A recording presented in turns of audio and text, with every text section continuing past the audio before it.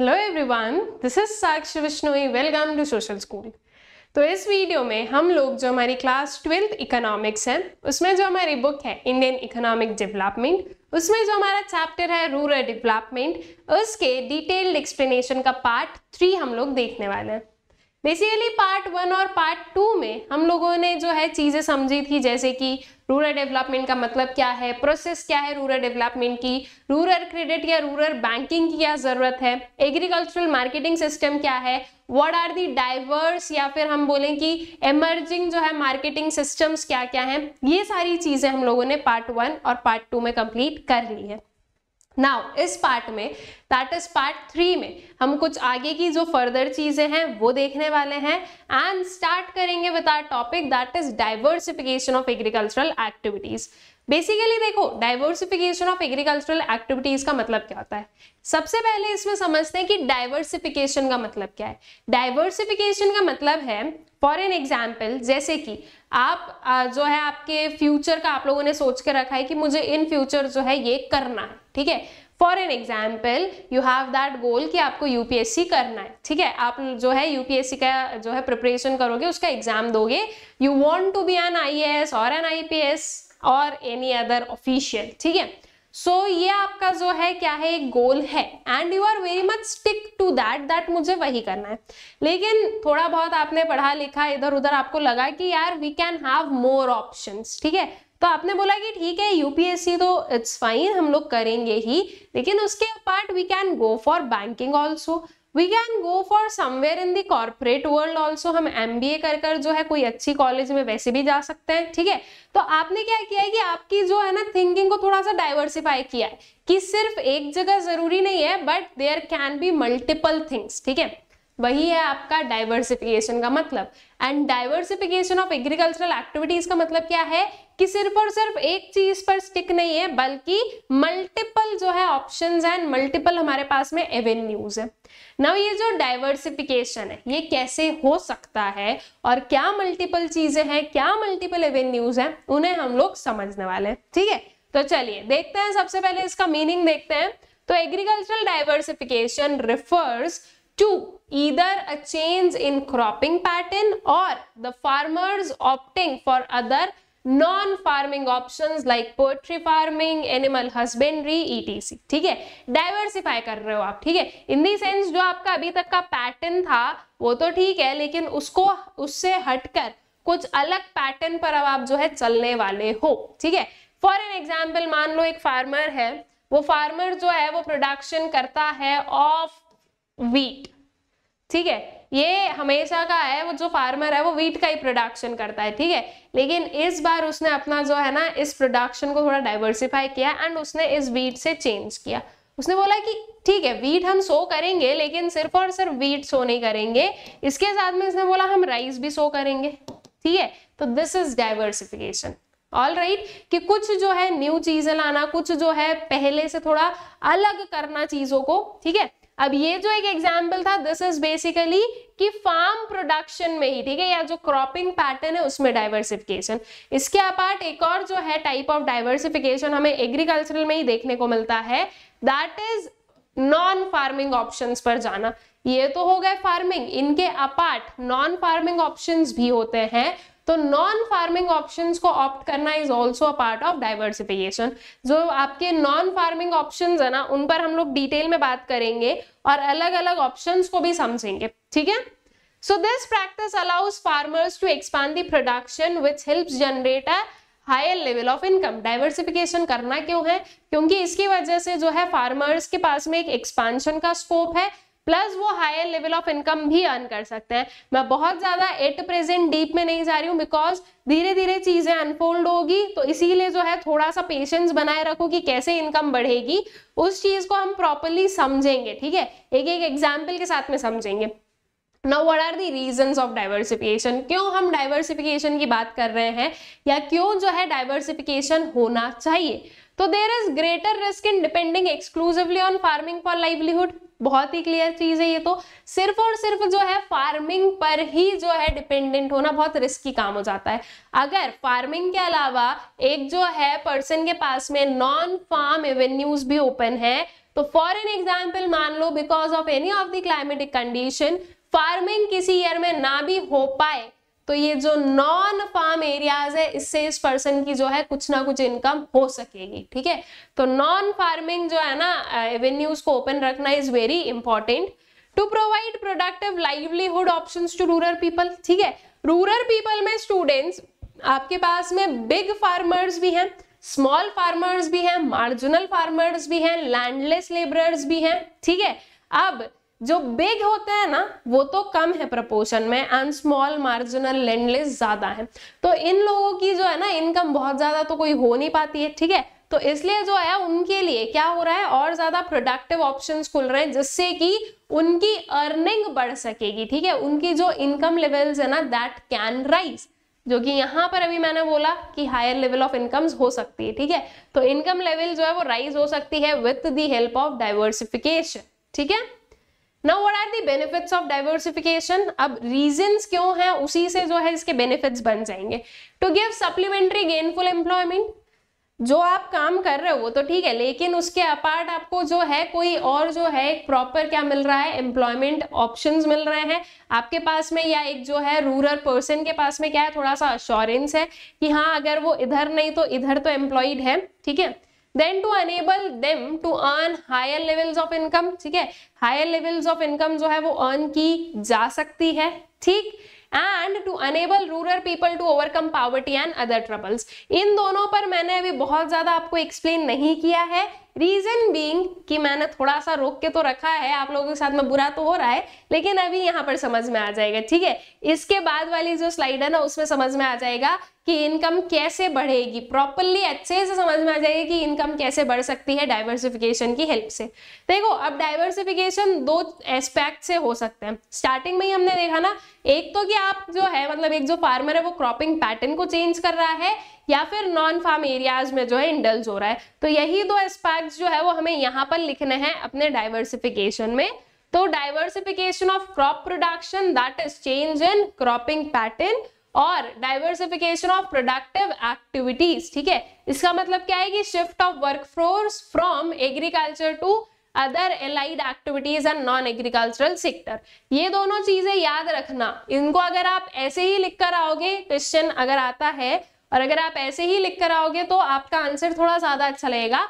That is आपने proper terms को use किया कि diversification of crop production and diversification of productive activities. जब हम प्रोडक्टिव एक्टिविटीज की डाइवर्सिफिकेशन को बात कर रहे हैं तो that means non farm areas में जो है वर्क करना। ठीक है, या नॉन फार्म एरियाज जो है उसमें एम्प्लॉयमेंट या उसमें जो है अपना डाइवर्सिफिकेशन इज बेसिकली आपका डाइवर्सिफिकेशन ऑफ प्रोडक्टिव एक्टिविटीज। ठीक है, स्टार्ट करते हैं with diversification of crop production. अब डाइवर्सिफिकेशन ऑफ क्रॉप प्रोडक्शन क्या बोलता है स्टूडेंट्स कि आप जो है ना सिंगल क्रॉपिंग पैटर्न से मल्टीपल क्रॉपिंग जो है पैटर्न पर जाओ। ठीक है, so it involves shift from single cropping system to multi cropping system.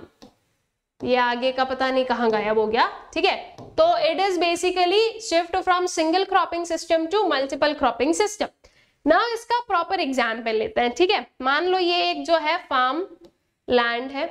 ठीक है, मान लो इस फार्मर के पास में मतलब ये जिसका भी लैंड है उस फार्मर के पास में इतना ही फार्म लैंड है। ठीक, अब अगर फॉर एन एग्जाम्पल ये जो फार्मर है ये इस पूरे लैंड में वीट का प्रोडक्शन कर रहा है। ठीक है, जस्ट फॉर एन एग्जाम्पल लेते हैं, वीट यूजुअली जो है आपके ठंडियों के मौसम में जो है सो की जाती है, मतलब वो इसका सीजन है। मान लो बहुत ही ज्यादा एक्सट्रीम जो है ठंड एक जो है किसी ईयर में रही और बहुत ज्यादा जो है लाइक स्नोफॉल एंड ऑल जो कंडीशन है वो हमें देखने को मिली। ठीक है, स्नोफॉल तो बेसिकली जो मतलब आपके वी विल से कि जो ओले गिरते हैं, ठीक है, वो वाली कंडीशन आपको जो है यहाँ पर देखने को मिली। अब उसकी वजह से क्या होगा, ये जो वीट है ना ये पूरी क्या हो सकती है, खराब हो सकती है। ठीक है, अब वीट पूरे ही एरिया में मतलब जो पूरा लैंड एरिया है उसमें एक ही टाइप की क्रॉप है और इस फार्मर के पास में यही क्रॉप है।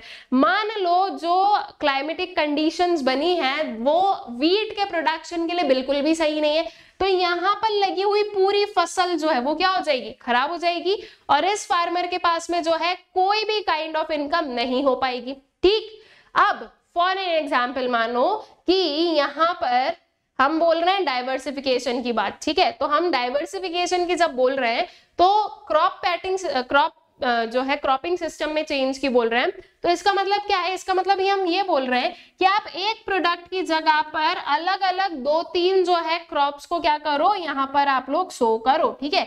तो जैसे कि फॉर एन एग्जाम्पल यहाँ पर उन्होंने व्हीट ले लिया, यहाँ पर कोई दूसरा प्रोडक्ट, यहाँ पर कुछ दूसरा प्रोडक्ट, ठीक है।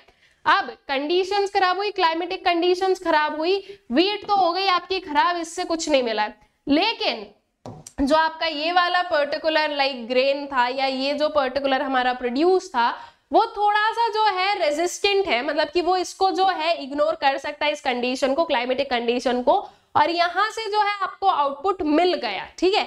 तो कुछ तो इनकम हुई, ये भी थोड़ा बहुत सरवाइव कर पाया, नॉट एज कम, अगर इससे कंपेयर करो तो उतना तो कम जो है सरवाइव नहीं कर पाया, लेकिन फिर भी थोड़ा बहुत सर्वाइवल इसका रहा और कुछ ना कुछ इनकम यहां से भी जनरेट हुई। तो पहली कंडीशन में क्या था, जब सिंगल क्रॉपिंग सिस्टम था कि व्हीट था, व्हीट खराब हुआ, पूरे का पूरा जो है खेत में खराब हो गया, अब कुछ बचा ही नहीं। अब अगर जब हमारे पास में अलग अलग प्रोडक्ट्स है तो उसकी वजह से क्या हुआ, उसकी वजह से ये हुआ कि अगर व्हीट एक प्रोडक्ट आपका खराब हो भी जाता है तो दूसरों से कुछ ना कुछ तो मिलेगा, ठीक है, तो इनकम आपकी कुछ तो होगी। तो as compare to previous times income बढ़ी, बिल्कुल बढ़ी, रिस्क कम हुई, बिल्कुल कम हुई, ठीक है। तो अच्छी चीज है, बिल्कुल है। अब इसके और भी फायदे हैं, एक तो इनकम वाला तो आपको समझ में आ गया, इसके अलावा और भी फायदे हैं। देखो वी नो कि लैंड एरिया पर सॉइल होंगे, सॉइल में वेरियस जो है न्यूट्रिएंट्स एंड ऑल होते हैं, व्हीट को जो न्यूट्रिएंट्स चाहिए वो व्हीट ले लेगा, इस पर्टिकुलर पैच में व्हीट वाले न्यूट्रिएंट्स को जो है क्या मिलेगा, एक जो है ऑप्शन मिलेगा, या हम बोले कि एक जो है उसको मौका मिलेगा, अपॉर्चुनिटी मिलेगी कि वो जो है वापस क्या हो सके, इनकलकेट हो सके सॉइल में, ठीक है। अगर आप किसी भी लैंड एरिया को थोड़े टाइम के लिए खाली छोड़ोगे तो सॉइल के पास में तो वो प्रॉपर्टी है कि वो अपने आप क्या कर लेती है, अपने आप जो है अपने उसके अंदर जितने भी न्यूट्रिएंट्स, प्रोटीन एंड ऑल जो भी चीजें थी वो सारी रीगेन कर लेती है, ठीक है। तो इन एरियाज में जो चीजें चली गई थी बिकॉज ऑफ व्हीट वो वापस आ जाएंगी, ठीक है, इस और जो दूसरी चीजें हैं वो इनके हेल्प में आ जाएगी, ऑलराइट। तो इससे जो है ये चीज भी हो सकता है कि इसमें भी जो है ये हेल्प कर सकता है, ठीक है। इसका जो प्रॉपर एक्सप्लेनेशन है उसको देख लें, promote shift from subsistence farming to commercial farming, ठीक है। अब ये यहाँ पर हमें ये चीज भी बोला गया है कि ये जो हम डाइवर्सिफिकेशन की बात कर रहे हैं इसमें किस चीज को प्रमोट किया जाएगा, सब्सिस्टेंस फार्मिंग से कमर्शियल फार्मिंग की तरफ shift. What is subsistence farming? Subsistence farming का मतलब होता है कि एक जो फार्मर है वो जो भी प्रोड्यूस कर रहा है, जितना भी प्रोड्यूस कर रहा है वो खुद ही के जो है कंजम्पशन में यूज अप हो जा रहा है, मार्केट में चीजें सेल आउट होने के लिए नहीं आ रही है। कमर्शियल फार्मिंग क्या बोलता है कि जो आपके प्रोड्यूस है उसको मार्केट में आप सेल आउट करो। तो commercial farming is good, reason being अगर आप सिर्फ सब्सिस्टेंस पर रहोगे तो आपकी इनकम कहाँ से आप अर्न करोगे, जब तक आप आपका प्रोडक्ट सेल नहीं करोगे आपको इनकम थोड़ी ना मिलेगी, ठीक है। तो इसलिए सब्सिस्टेंस फार्मिंग से जो है कमर्शियल फार्मिंग की तरफ क्या करवाओ, शिफ्ट करवाओ। उसके बाद में multi cropping system reduces the dependence of farmers on one crop, ठीक है, and are engaged in growing a wide variety of crops। तो मल्टी क्रॉपिंग जो है सिस्टम, इट इज मल्टी, ठीक है। तो जो मल्टी क्रॉपिंग सिस्टम है ये रिड्यूस करता है एक क्रॉप पर डिपेंडेंस और जो है ये एक फार्मर को एंगेज करता है wide variety of crop production में, ठीक है, अलग अलग वेराइटी ऑफ क्रॉप प्रोडक्शन में जो है ये हेल्प करता है। There is a need to encourage farmers to take up cultivation of a wide variety of crops, it will also raise their income, ठीक है। आई गेस आप लोगों को जो है ये चीज समझ में आ गई कि सिंगल क्रॉपिंग सिस्टम से मल्टीपल क्रॉपिंग सिस्टम पर जाने की जरूरत क्यों है।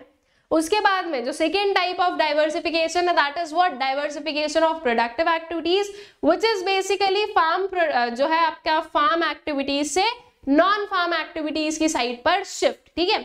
तो वो है आपके क्या, डाइवर्सिफिकेशन ऑफ प्रोडक्टिव एक्टिविटीज। अब जो वेरियस नॉन फार्म एरियाज हैं उन्हें हम लोग देख लें कि क्या क्या है आपके नॉन फार्म एरियाज, ठीक है। सो agriculture is already overcrowded, a major proportion of increasing labor force needs to find alternate employment opportunities in other non-farm sectors.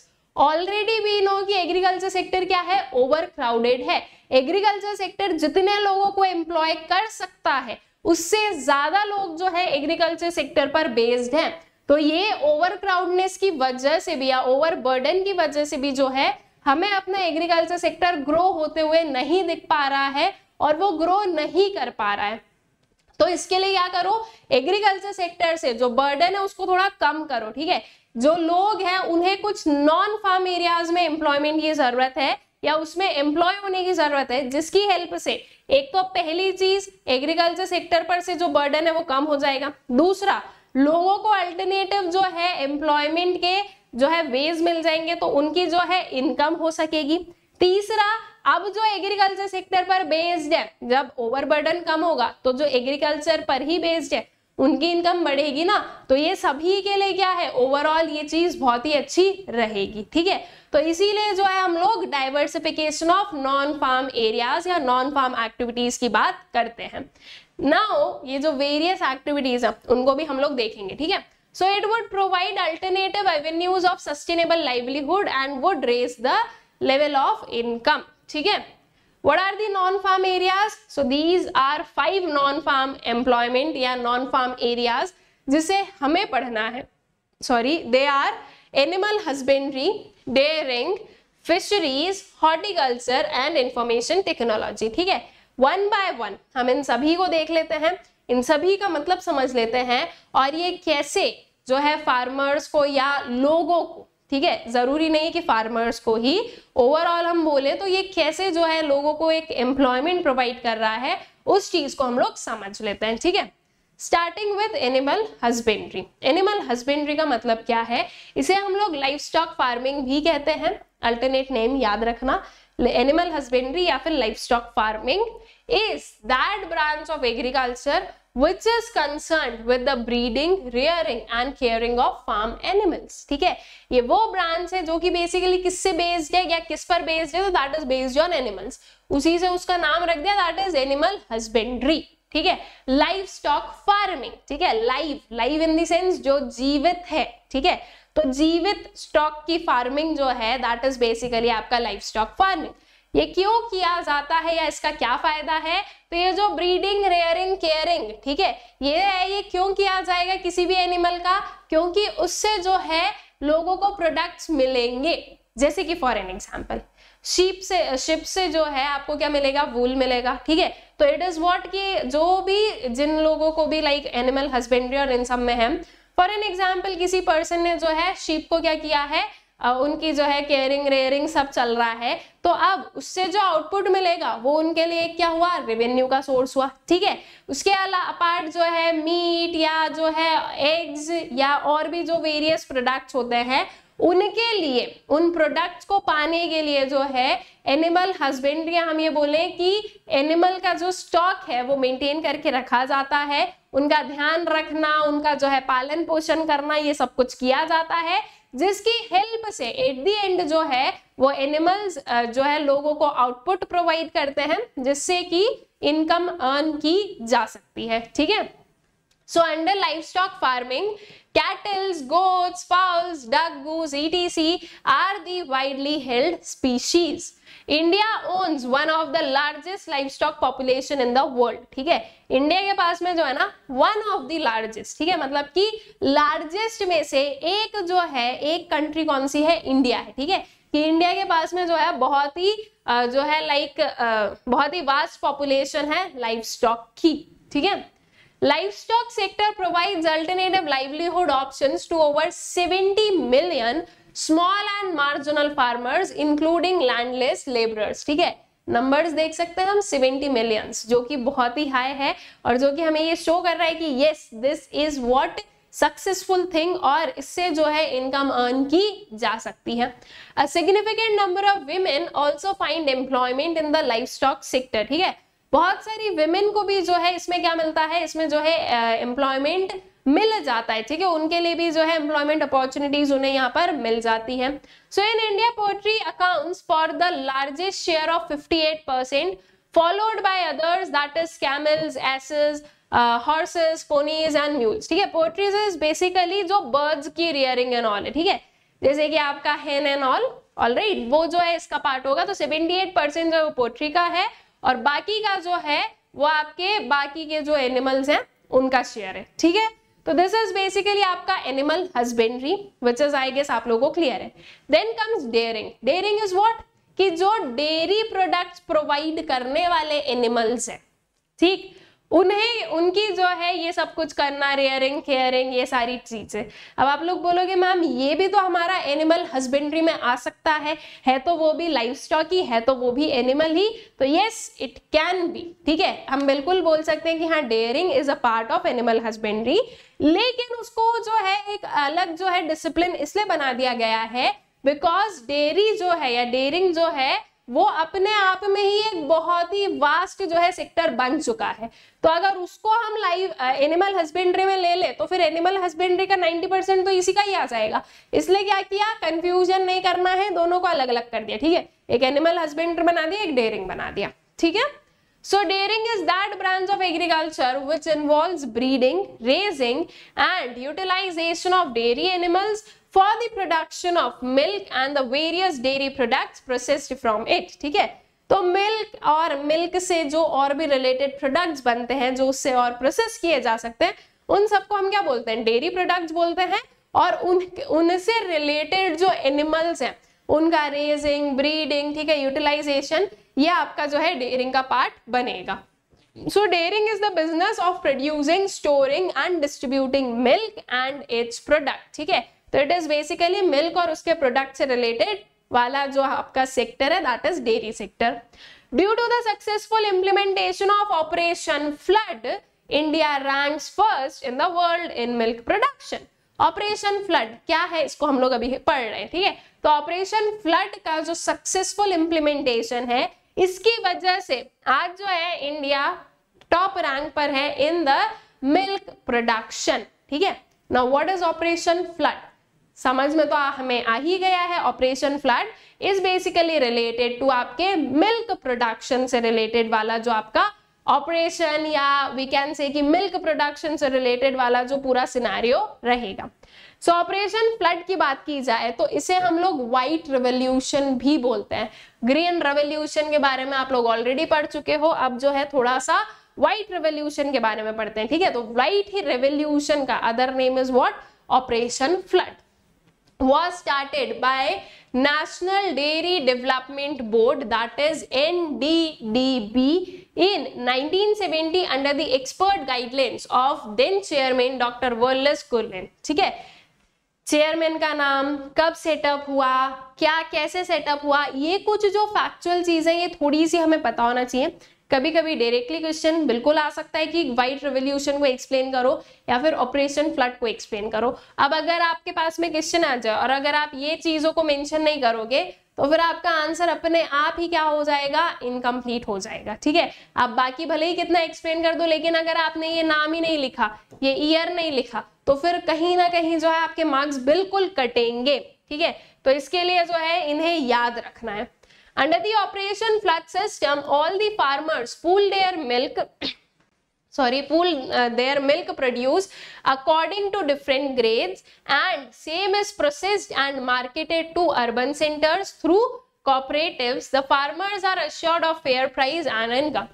Operation flood के अंदर क्या किया गया, ऑपरेशन फ्लड के अंदर जो वेरियस छोटे छोटे फार्मर्स या हम ये बोले कि जो वेरियस जो भी डेयरी प्रोडक्ट से रिलेटेड काम कर रहे हैं उन सब से जो मिल्क है उसको पूल कर लिया गया। दैट इज जो है उन सब से जो है एक जगह पर जो है मिल्क को खरीद लिया जाता था एंड ग्रेड के हिसाब से, इन द सेंस क्वालिटी के हिसाब से उसको डिवाइड करके रख लो, ठीक है।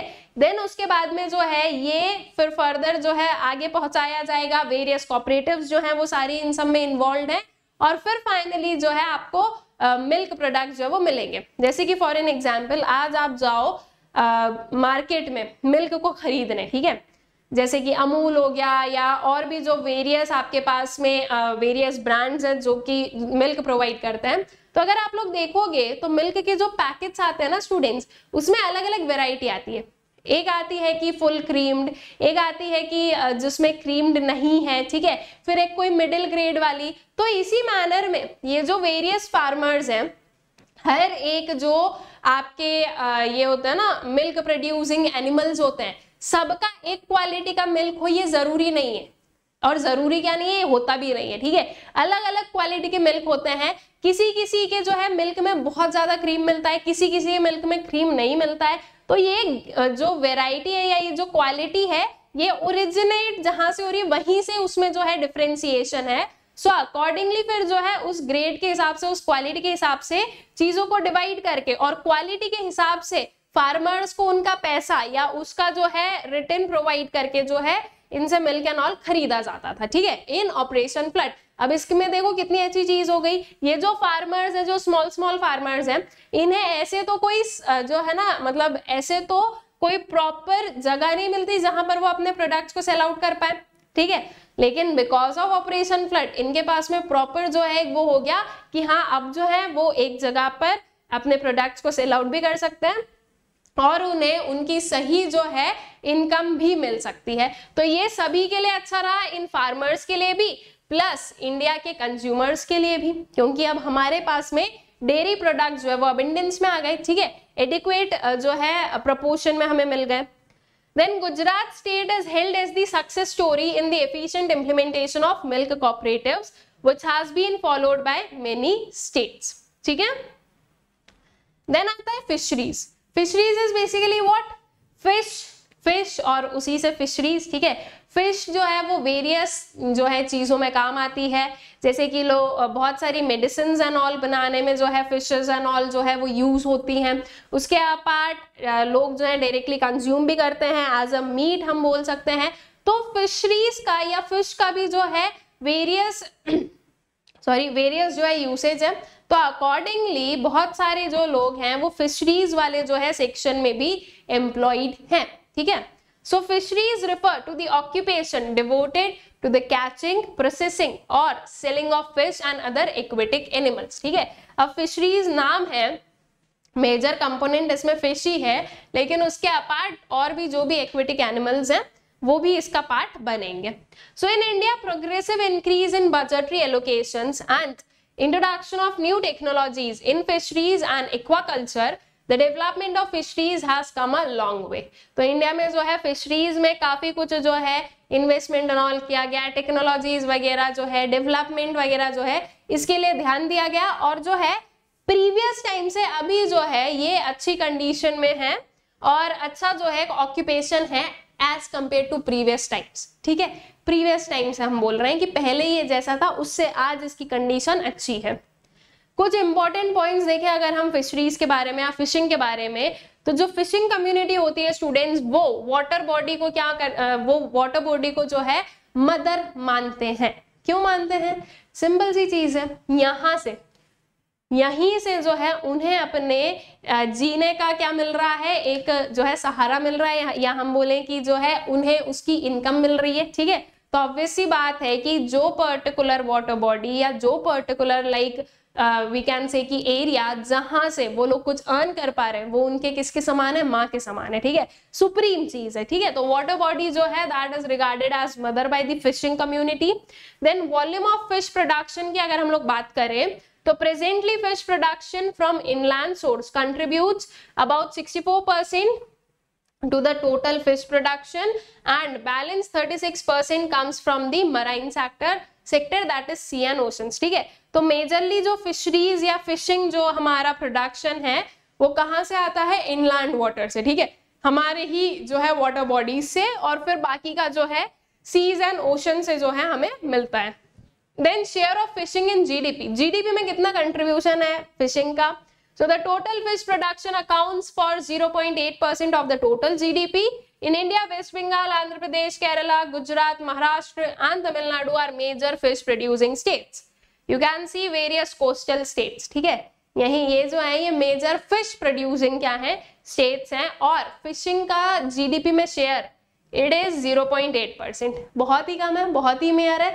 यहाँ से समझ में आ गया आई गेस आप लोगों को कि मैंने जो बोला कि प्रीवियस टाइम से अच्छा है वो ये चीज है, ठीक है। एज सच जो है फिशिंग बहुत ज्यादा व्हील से कि बहुत ज्यादा ये नहीं कि बहुत आप इनकम अर्न कर लोगे, लेकिन हम बात कर रहे हैं एग्रीकल्चरल के नॉन फार्म एक्टिविटीज, ठीक है, या प्राइमरी सेक्टर में नॉन फार्म एक्टिविटीज, तो उसका ये पार्ट बनेगा, ठीक है। जो इलिटरेट्स हैं, जिनके पास में दूसरा कुछ वर्क नहीं है, नहीं मिल रहा है, they can like go for these particular things, जिससे जो है उनकी जो है कुछ तो इनकम हो पाएगी, ठीक है। Then women participation in fishing. So even though women are not involved in active fishing, still 60% of the workforce in export marketing and 40% in internal marketing are women, ठीक है।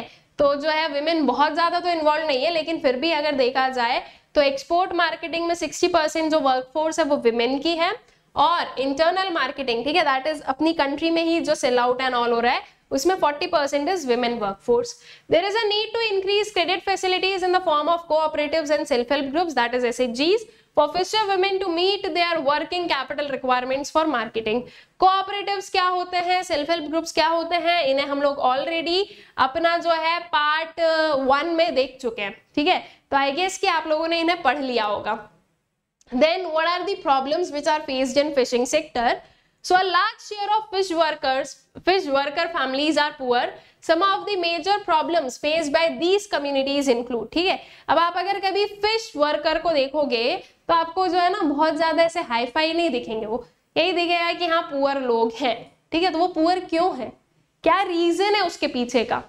वाइड स्प्रेड अंडर एम्प्लॉयमेंट, ठीक है, under employment है एक तो, wide spread लो per capita earnings है, इतना earn नहीं करते हैं वो, ठीक है। एक फिश को वो पकड़ के ला रहे हैं, उसको सेल आउट कर रहे हैं, उससे वो बहुत ज्यादा नहीं अर्न कर रहे हैं, मिनिमल थोड़ा बहुत अमाउंट जो है वो अर्न उनसे होता है, तो इसीलिए उनकी इनकम उतनी नहीं है, ठीक है। और इनकम नहीं है तो उनका पुअर स्टेट है।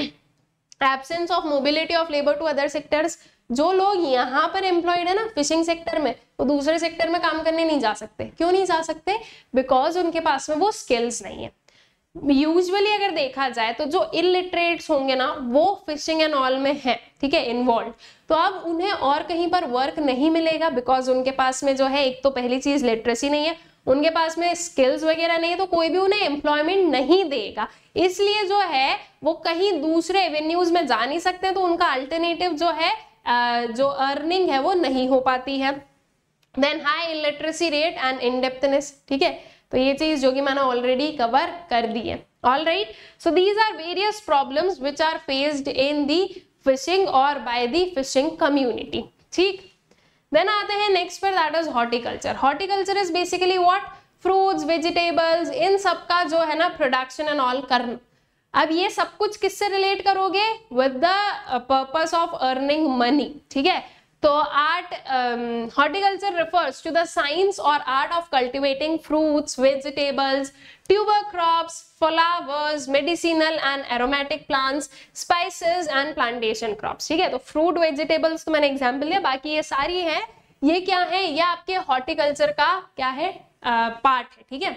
तो दिस इज ऑल्सो व्हाट की जो है आपका एक अल्टरनेटिव एम्प्लॉयमेंट आपको मिल सकता है, अल्टरनेटिव इनकम जो है that can B earned through horticulture, ठीक है। और इंडिया में हॉर्टिकल्चर का स्कोप बहुत है।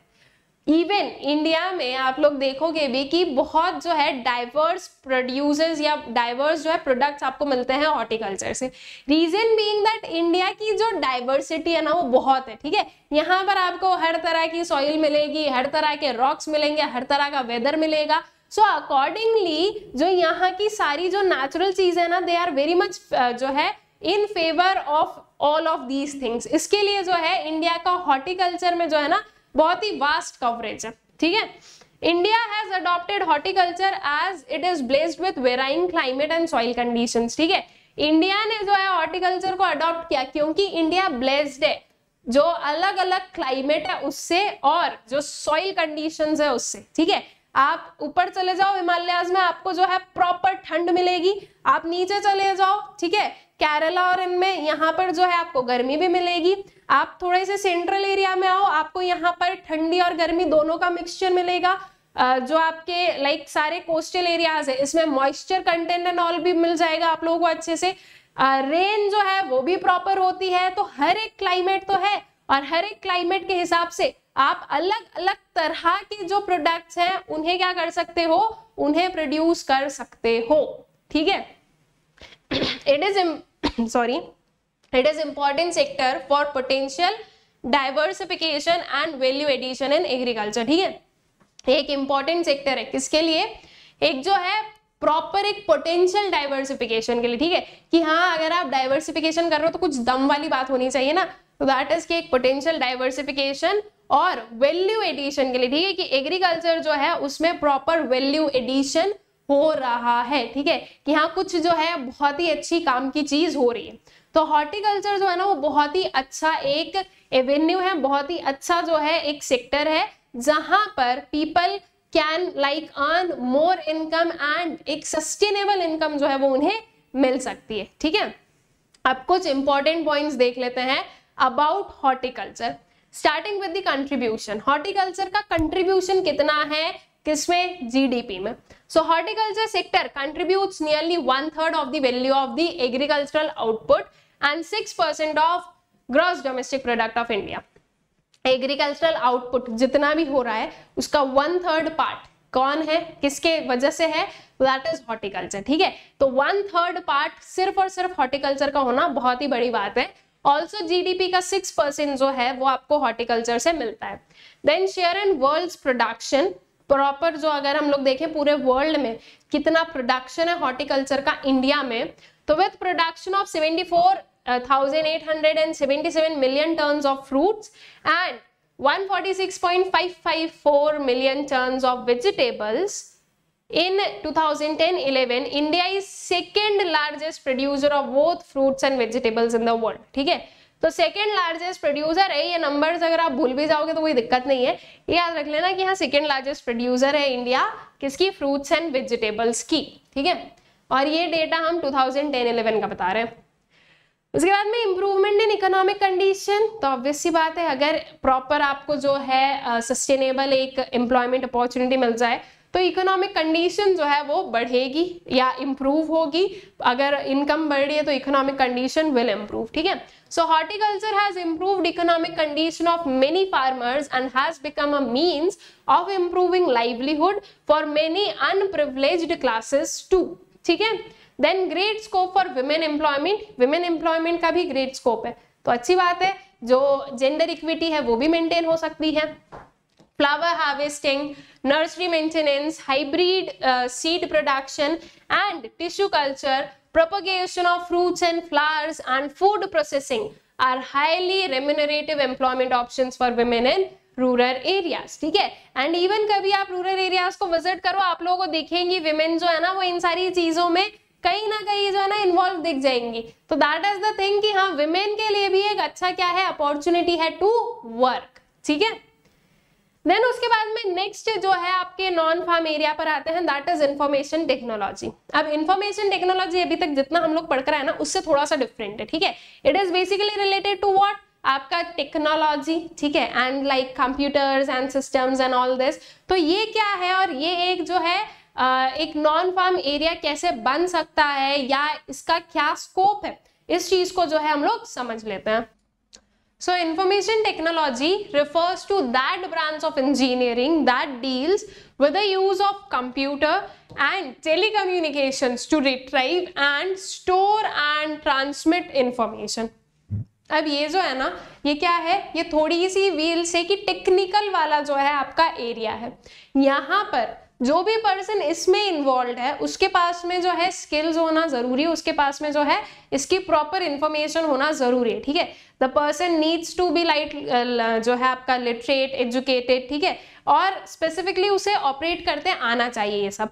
लेकिन अगर लाइक इन लोगों को आता है या जो है जो भी like in the rural area if there is someone जो कि इन सबको यूज कर सकता है तो ये बहुत ही बेनिफिशियल हो सकता है, ठीक है। तो इसीलिए जो है इसे भी हमने किस में रखा है, non farm areas of employment में रखा है, ठीक है। So it has a positive impact on agricultural sector as it circulates information regarding emerging technologies and its application, prices, weather and soil conditions for growing different crops, ठीक है। तो ये अगर जो है एग्रीकल्चर सेक्टर में हम लोग यूज करते हैं तो इसका काफी पॉजिटिव इम्पैक्ट है। इससे हमें पता चल सकता है या जो फार्मर्स है उन्हें पता चल सकता है कि क्या जो है इमर्जिंग टेक्नोलॉजीज आ रही है, उनका क्या प्राइस है, उनका क्या यूसेज रहेगा, सॉइल कंडीशंस, वेदर कंडीशंस क्या है, वेरियस जो है डिफरेंट क्रॉप्स के लिए एक सही कंडीशन कौन सी होती है। उसके बाद में like weather forecasting and all, ये सब कुछ भी जो है उसमें पता चल जाएगा कि क्या जो है लाइक फोरकास्ट किया जा रहा है, कब क्या होगा क्या नहीं होगा। These informations can be like obtained from all this, ठीक है, और इससे जो है प्रॉपर आपके एग्रीकल्चर सेक्टर पर एक पॉजिटिव इम्पैक्ट होगा, ठीक है। तो नाउ फॉर एन एग्जाम्पल मान लो लाइक कोई भी ऐसा कोई भी जो है वील से कि एनीवन जिसके पास में ये सारी स्किल्स एंड ऑल है, उसको फिर जो है वेरियस इंस्टीट्यूट्स के साथ में वो जो है टाई अप कर सकते हैं, गवर्नमेंट के साथ में टाई अप कर सकते हैं, एंड जो है that can be termed as a non farm area of employment. किससे रिलेटेड है लेकिन ये है आपके प्राइमरी से ही रिलेटेड, ठीक है, एग्रीकल्चर से ही रिलेटेड, ठीक है। So it acts as a tool for realizing the creative potential and knowledge embedded in the society. It also has the potential of employment generation in rural areas. The aim of increasing the role of information technology is to make every village a knowledgeable center where it provides a sustainable option of employment and livelihood, ठीक है। तो इसका M क्या है, इसका M यही है कि हर एक जो विलेज है उसमें जो है उसको एक नॉलेज सेंटर बना दिया जाए कि उस विलेज वालों के पास में जो है इसके थ्रू उन्हें पता है कि हाँ क्या चीजें है क्या नहीं है, एवरीथिंग जो है they are updated to it, ठीक है, जो कि एक सस्टेनेबल ऑप्शन भी प्रोवाइड कर रहा है एम्प्लॉयमेंट और लाइवलीहुड के लिए, ठीक है। दिस इज बेसिकली आपका इंफॉर्मेशन टेक्नोलॉजी, और यहाँ पर हमारे जो non farm areas of employment है ये हो जाते हैं कंप्लीट। आई गेस कि आप लोगों को अच्छे से क्लियर आउट हो गए। अब आते हैं एक और कंसेप्ट इंपॉर्टेंट जो है उस पर, that is sustainable development and organic farming. देखो जो कन्वेंशनल फार्मिंग है ना, दैट इज जो ट्रेडिशनल फार्मिंग है जो चलते हुए आ रही है ग्रीन रेवोल्यूशन के बाद में, और भी जो इसमें फर्टिलाइजर्स पेस्टिसाइड्स ये सारा सब कुछ जो है यूसेज बढ़ गया है, इसमें जो केमिकल कंटेंट है ना वो बहुत ज्यादा बढ़ चुका है, ठीक है। जो प्रोडक्ट्स हमारे पास में आते हैं, जो फार्म प्रोडक्ट्स आते हैं वो बहुत ही ज्यादा केमिकली क्या होते हैं, ट्रीटेड होते हैं, और उनकी वजह से आज की डेट में जो है हमें बहुत सारी न्यू जो है ना डिजीजेस भी देखने को मिल रही है, राइट। न्यू जो है इंसेक्ट्स पेस्टिसाइड्स ये भी देखने को मिल रहे हैं, जो सॉइल है वो भी खराब हो रही है, सब कुछ हो रहा है, ठीक है। तो अब जो है एक न्यू ट्रेंड स्टार्ट हुआ है, क्या, ऑर्गेनिक फार्मिंग या ऑर्गेनिक प्रोडक्ट्स की हम लोग बोले। व्हाट आर ऑर्गेनिक प्रोडक्ट्स, ऐसे प्रोडक्ट्स जो कि किससे बने हुए हैं, जो कि आपके जो है घरेलू चीज है, या फिर हम ये बोले कि केमिकल पेस्टिसाइड से नहीं बल्कि जो है जैविक जो होते हैं, ठीक है, जिसका हमारे ऊपर कोई भी काइंड ऑफ हार्मफुल इफेक्ट नहीं होता है, ऐसी चीजों से जिसका जो है प्रॉपर पूरा प्रोडक्शन होता है, ठीक है।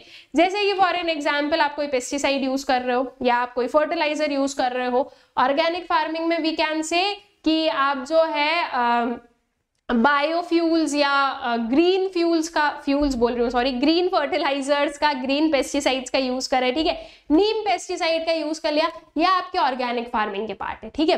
तो ऑर्गेनिक फार्मिंग जो है ना वो आज के डेट में बहुत ही ट्रेंडिंग सा हो गया है।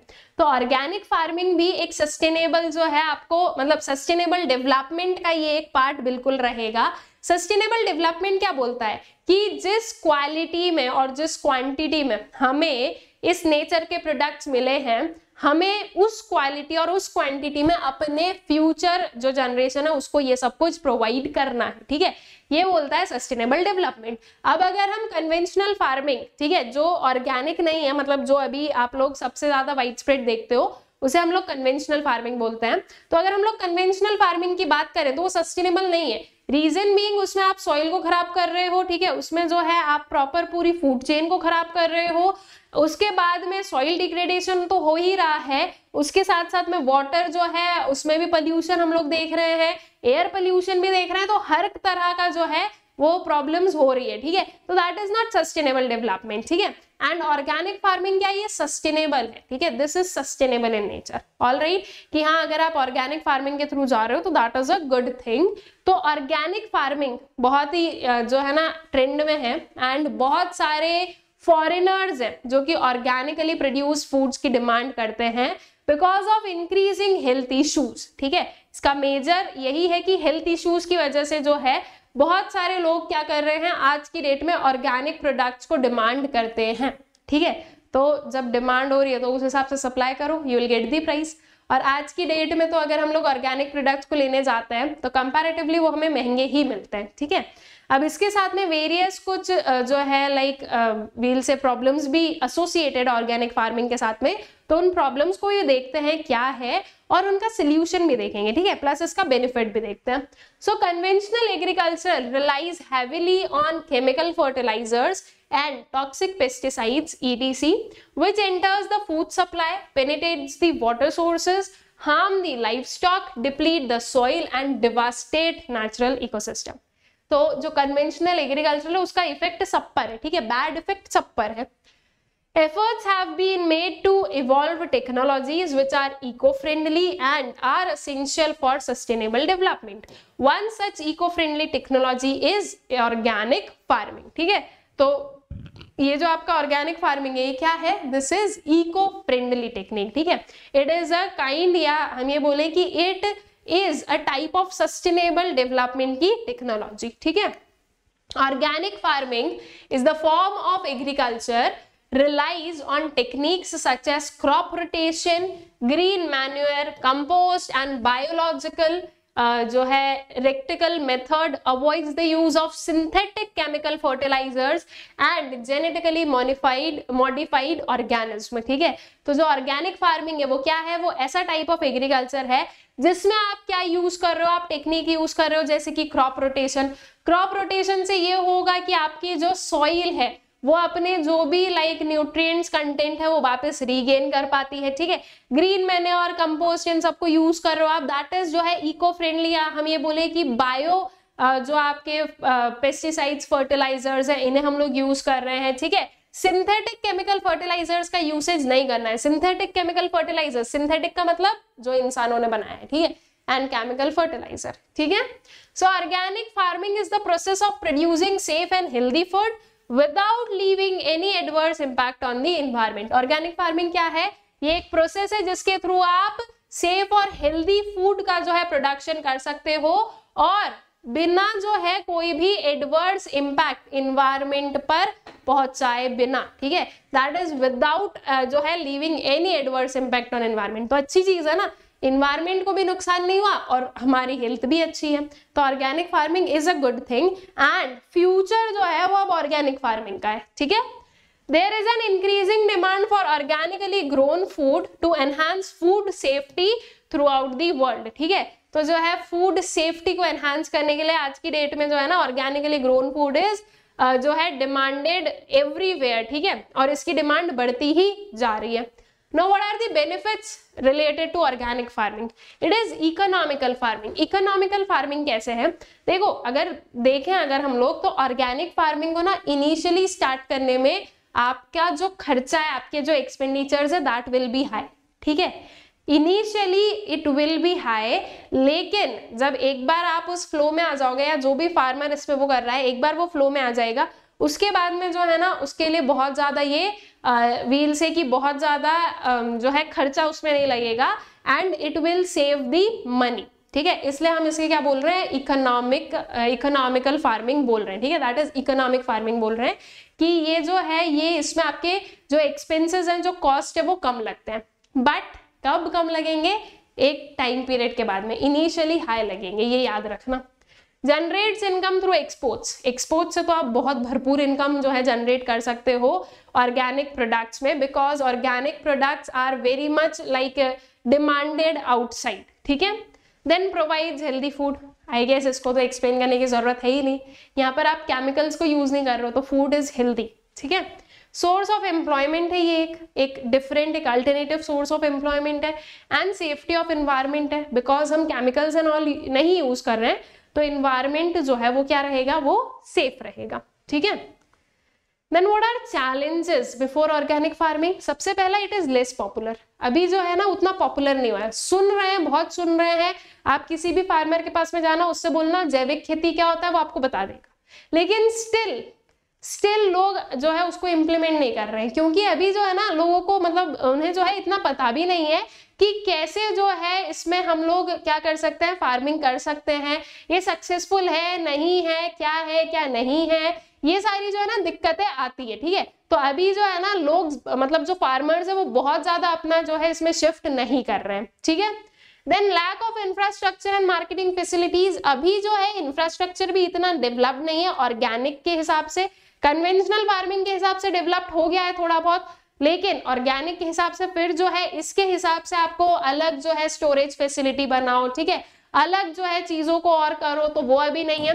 मार्केटिंग फैसिलिटीज नहीं है बहुत ज्यादा, इसको जो है सेल आउट करने के बहुत ज्यादा वो नहीं है, ठीक है, तो अभी इसको भी डेवलप करने की जरूरत है। उसके बाद में लो यील्ड, लो यील्ड का मतलब क्या है, देखो as compare to conventional farming, एक तो पहली चीज जितने भी चैलेंजेस जितने भी बेनिफिट्स जो भी देख रहे हैं ये सब कुछ ना हम ये नहीं देख रहे हैं कि ऑर्गेनिक फार्मिंग के है, ये हम किसके कंपैरिजन में देख रहे हैं वो देखना।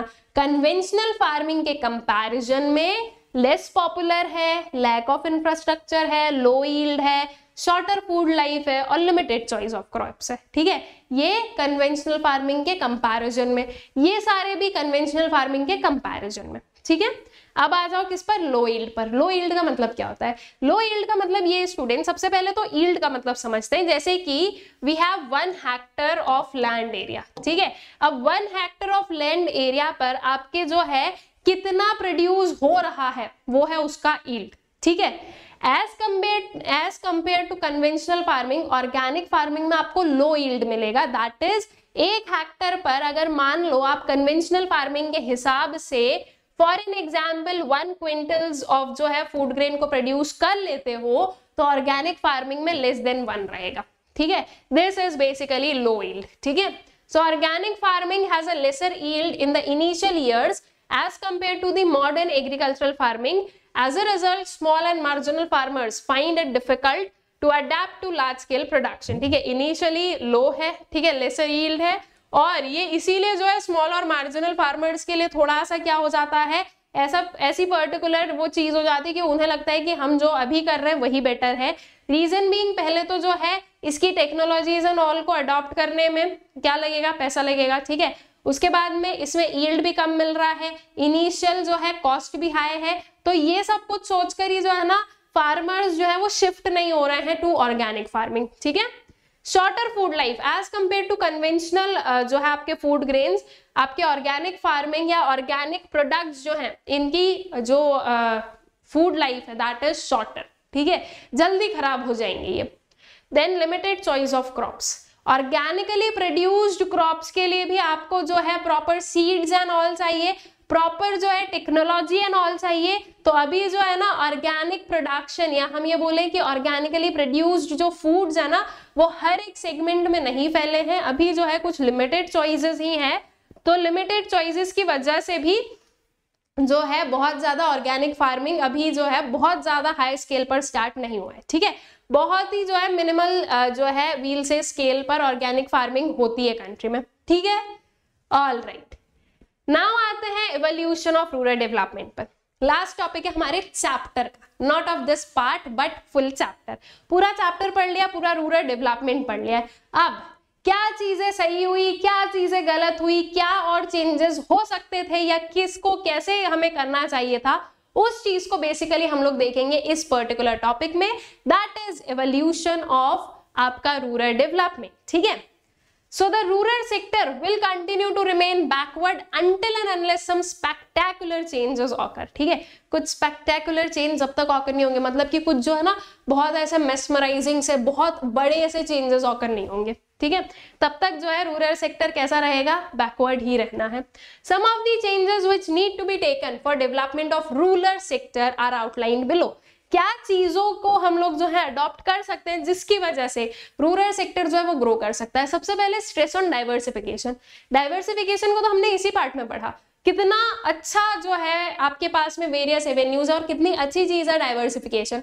तो डाइवर्सिफिकेशन पर स्ट्रेस जो है ना करना जरूरी है, इन दी सेंस डाइवर्सिफिकेशन को लोगों को बताना, ये चीज उन तक पहुंचाना इंफॉर्मेशन की, उनके पास में और भी जो है एरियाज हो सकते हैं उन्हें सिखाना, ठीक है, ये सब कुछ बहुत ज्यादा जरूरी है। तो डाइवर्सिफिकेशन को और ज्यादा जो है ना बिग स्टेज पर या बिग स्केल पर जो है हमें अडॉप्ट करने की बहुत ज्यादा जरूरत है। So there is a need to make rural areas more vibrant through diversification into dairy, poultry, fisheries, vegetables and fruits. ठीक है. Then rural urban linkage, again a very important thing. Rural area rural रहेगा जब तक आप उसको अलग रखोगे, ठीक है, उसको लिंक करो. रूरल अर्बन जो है लिंक करो तो धीरे धीरे जो है ना आपका अर्बन एरिया भी बड़ा होता जाएगा, तो वो रूरल के आसपास चला जाएगा एंड रूरल एरियाज में भी क्या होगा, डेवलपमेंट एंड ऑल हो पाएगा. ठीक है, अगर प्रॉपर ये लिंक्ड रहेंगे तो. Effort should be made to link up the rural production centres with the urban and foreign export markets to realise higher returns on the investment for the products. ठीक है, अब रूरल अर्बन लिंकेज होगा तो rural areas के जो products है वो सिर्फ रूरल एरियाज में नहीं रहेंगे बल्कि सारी जगहों पर जा सकेंगे. ठीक है, तो ज्यादा अच्छा मार्केट मिल रहा है, धीरे धीरे एक्सपोर्ट्स एंड ऑल भी हो पाएगा, तो ज्यादा अच्छा जो है फार्मर्स को भी क्या मिलेगा, इनकम वो लोग अर्न कर सकेंगे. तो इसके लिए रूरल अर्बन लिंकेज जो है that is necessary. Better facilities जो है ना वो हमें अडॉप्ट करने की जरूरत है. So proper effort should be made to develop. क्या डेवलप करना है, infrastructure elements like credit and marketing. ठीक है, उसके बाद में state agricultural departments, farmer friendly agricultural policies. Agricultural policies तो लाओ लेकिन किसके फ्रेंडली लाओ, फार्मर के. जो वहां पर सब कुछ कर रहा है उसके भले में चीजें करो, तो फार्मर फ्रेंडली एग्रीकल्चरल पॉलिसीज की जरूरत है. Constant appraisal and dialogue between farmers group. ठीक है, फार्मर्स का जो ग्रुप है उनसे जो है मिलते रहने की जरूरत है. जो भी गवर्नमेंट ऑफिशियल्स एंड ऑल है वो उनसे मिलते रहे, उनकी परेशानियां सुनते रहे, उन्हें अप्रेज भी करें कि हाँ उन्होंने ये चीज अच्छी की. तो इससे क्या होगा, एक मोटिवेशन बना रहता है और लोगों को काम करने का जो है ना, काम करने में मजा आने लगता है. ठीक है, तो ये सारी चीजें जरूरी है. मोर एम्फेसिस ऑन सस्टेनेबल डेवलपमेंट. ठीक है, सस्टेनेबल डेवलपमेंट पर ज्यादा एम्फेसिस डाल लो, ऑर्गेनिक फार्मिंग वगैरह पर, जो कि फ्यूचर के व्हील से कि फ्यूचर जहां पर है उस हिसाब से अगर चलेंगे तो ज्यादा अच्छा जो है हम क्या कर पाएंगे, प्रॉस्पर कर पाएंगे. So these are various things जिस पर ध्यान देने की जरूरत है और इनकी हेल्प से जो है प्रॉपर पूरी अच्छी तरीके से जो है रूरल डेवलपमेंट हो सकेगा. ऑल राइट, आई गेस ये सारी चीजें आप लोगों को अच्छे से क्लियर आउट हो गई है. अब 1 मिनट और दो और एक बहुत इंपॉर्टेंट इंफॉर्मेशन जो है वो सुनकर जाओ. दैट इज अनअकैडमी पर CUET के जो बैचेस है वो लॉन्च हो चुके हैं. आपके जनरल टेस्ट, आपके लैंग्वेजेस, आपके डोमेन स्पेसिफिक सब्जेक्ट्स, सारी जो आपकी चीजें हैं उनकी क्लासेस स्टार्ट हो चुकी है. CUET की भरपूर पूरी तरह से जो है प्रिपरेशन इज ऑन अनअकैडमी. ठीक है, तो अगर अभी तक आप लोगों ने एनरोल नहीं किया है आपके कोर्सेज में तो जल्दी से जाकर एनरोल कर देना. डिस्क्रिप्शन बॉक्स में लिंक गिवन है. एनरोल करने के लिए और मैक्सिमम डिस्काउंट्स जो है वो अवेल करने के लिए आप लोगों को एक कोड यूज करना है, that is SAKSHIV, SAKSHIV. Also for 11th class we have Inception Humanities batch and for class 12th we have Victory Humanities batch, जिसमें हम लोग आपके जो ह्यूमैनिटीज के वेरियस सब्जेक्ट्स हैं उन्हें कवर करवा रहे हैं बहुत ही अच्छे से फुल फ्लेजेड मैनर में. तो अगर अभी तक आप लोगों ने इन बैचेस में एनरोल नहीं किया है तो अगेन डिस्क्रिप्शन बॉक्स में लिंक गिवन है, इनमें एनरोल करो, इस अपॉर्चुनिटी को मिस आउट मत करो और इन बैचेस का भरपूर फायदा उठाओ. ठीक है, तो एनरोल करने के लिए, डिस्काउंट पाने के लिए आप लोगों को कोड कौन सा यूज करना है, SAKSHIV, SAKSHIV. इसके अपार्ट हमारा जो टेलीग्राम चैनल है सोशल स्कूल, आप लोग इसे भी ज्वाइन कर सकते हैं, जहां पर आपको वेरियस अपडेट्स मिलते रहेंगे रिगार्डिंग चैनल पर क्या चल रहा है, कौन से एजुकेटर किस टाइम पर कौन सा वीडियो लेकर आने वाले हैं और भी क्या क्या चीजें जो है वो आप लोगों को चैनल पर मिल रही है ऑन सोशल स्कूल. ये सारी जो इन्फॉर्मेशन है आप लोगों को टेलीग्राम के थ्रू भी मिल सकती है. आई होप सो ये सारी चीजें आप लोगों को अच्छे से क्लियर आउट हो गई है एंड जो हमारा चैप्टर था रूरल डेवलपमेंट ये भी अच्छे से जो है क्लियर आउट हो गया है. Thank you.